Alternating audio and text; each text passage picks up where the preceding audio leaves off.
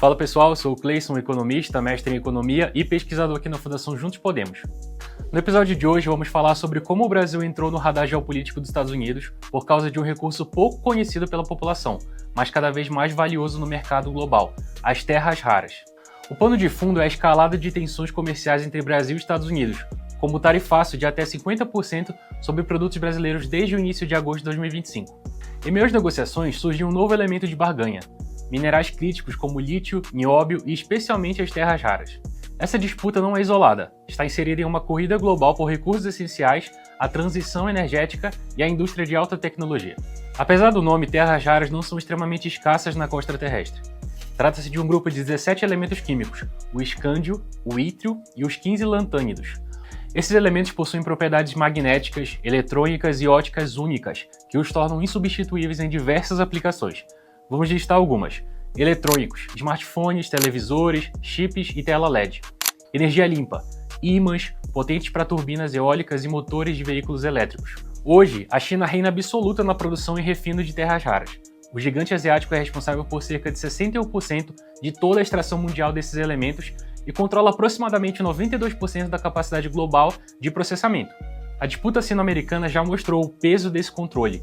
Em 2018, durante a guerra comercial, a China ameaçou suspender exportações de terras raras para os Estados Unidos, gerando pânico nos mercados.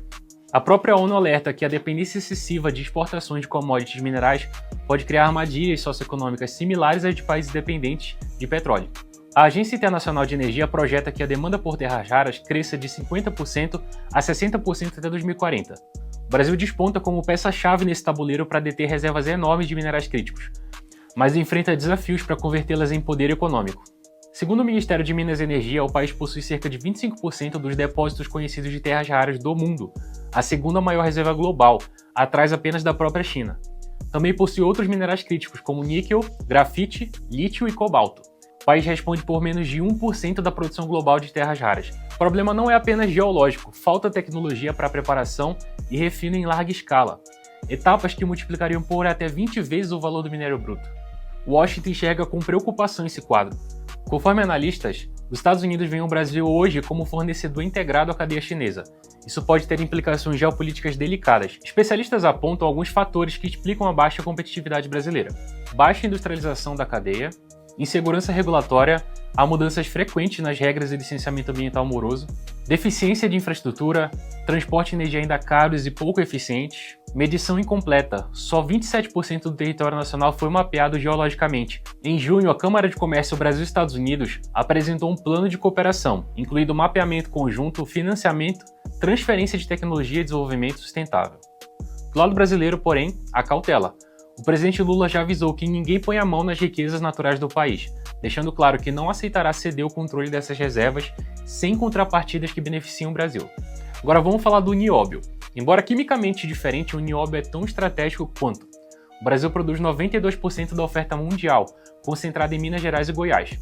Esse metal é usado para fortalecer ligas de aço em setores como aeroespacial, automotivo e defesa. Para os Estados Unidos é um ponto de vulnerabilidade. 2/3 do ferro nióbio e mais de 80% do óxido consumidos pelo país vem do Brasil. As projeções são otimistas, porém realistas. A produção nacional de terras raras, hoje em torno de meras dezenas de toneladas, poderá saltar para 5.000 toneladas anuais até 2028, com a entrada em operação de novos projetos de mineração em Goiás e Minas Gerais. Até 2035, o Brasil poderá responder por 5% a 10% da oferta global, reduzindo a distância em relação aos líderes, mas ainda assim dependendo de parcerias externas para refino e tecnologia. O desafio é conciliar a exploração com o desenvolvimento sustentável. É vital aprimorar o ambiente regulatório e garantir que a exploração de recursos, como as terras raras, traga benefícios econômicos e sociais localmente, evitando a maldição dos recursos naturais, que afeta tanto os países ricos em minérios, mas pobres em desenvolvimento. O mundo está aí de olho.